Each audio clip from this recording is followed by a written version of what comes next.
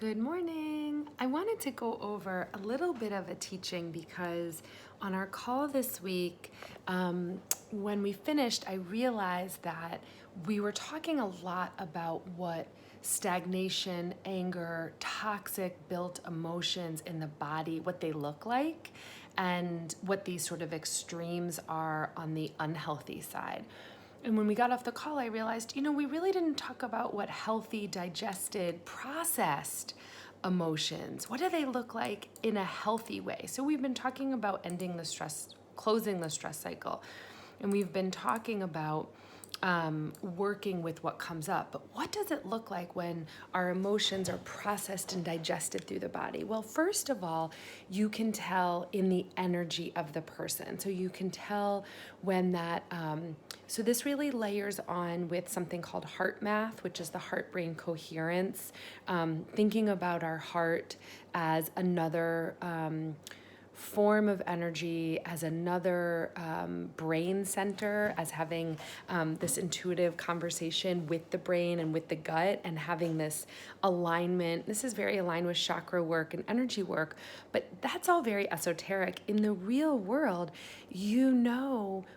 it's presence, right? It's when someone is with you and they're with you and they're giving you the presence, they're showing up, and you can feel the openness, you can feel the wholeness, you can feel the authenticity.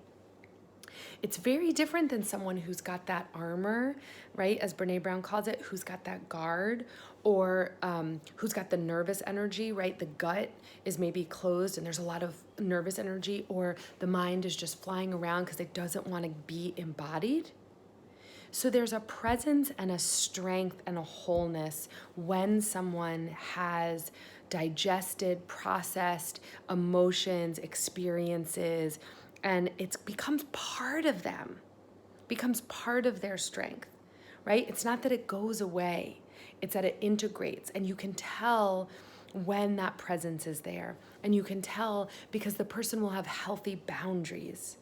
The person has a really strong sense of center and what they need and how to express what they need.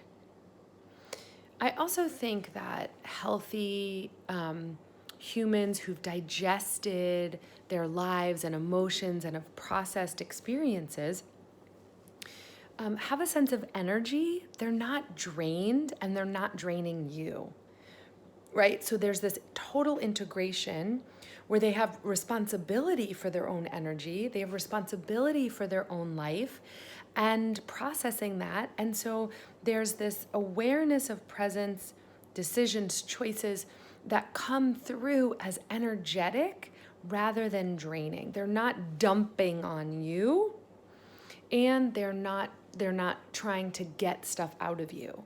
So again, there's this range of presence. Again, I really do think it goes back to over and over this integration of masculine and feminine, right? This exploring the deepest dark nature of our soul and being out in the world and being productive, sharing things with people, serving people. There's this dance. And when we have digested emotions and processed our lives and our story, we're able to then really work with that energy. And again, from the Vedic tradition, Ayurveda, yoga, and parts of Buddhism, it's really expressed in the 7 chakras because that's where energy tends to get stuck. So let's just review that the first chakra is at the base of the perineum, right? The base of the spine. Second is a little below the belly button. Third is right around that belly, its core belly strength. It kind of depends where your belly button is to use that as a frame of reference, but basically first, second, and third are the lower chakras that really are your powerhouse, family, hierarchy of needs, money, stability, and it's all happening. Solar plexus is typically third, which is above the belly button, right? So we've got first at the base of the spine, second right under the belly button, third right above. Fourth is your heart center, is that love heart center, Anahata chakra. Fifth is speech and communication right here, right? So if you have a tightened voice, you can hear if someone is really stuck here. Sixth, intuition, right here, third eye, and seventh, connection to consciousness, universe, energy. So we start with that base, okay? And if we're feeling stuck there, just very simple way to work with your emotions and your digestion there is to just close your eyes and visualize just streams of light circling, opening it up, and then really having your journal there and asking, like, what do I need?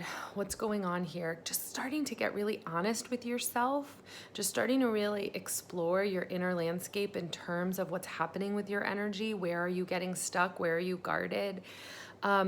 These are the basics of working with your emotions. That's why a yoga practice, a contemplative, gentle, hatha, more spiritual yoga practice is really essential to this work, whether you do it at home or at a studio, because it really helps complement the embodiment that we need when we're working with digesting emotions.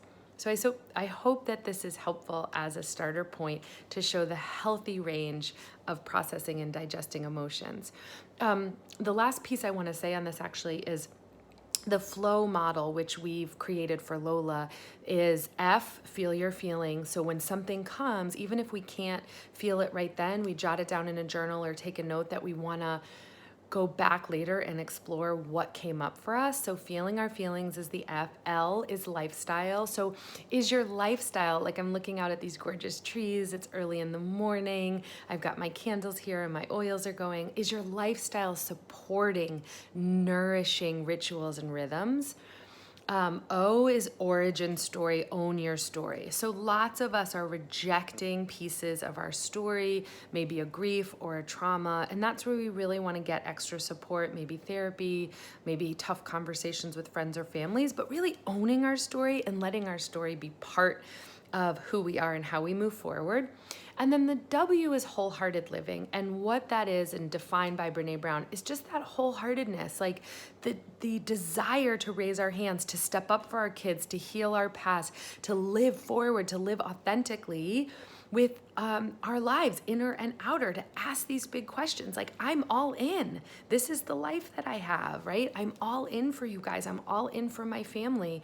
Asking these questions, exploring, taking a break from something, adding it back in. So wholehearted living is really raising our hands to awake living.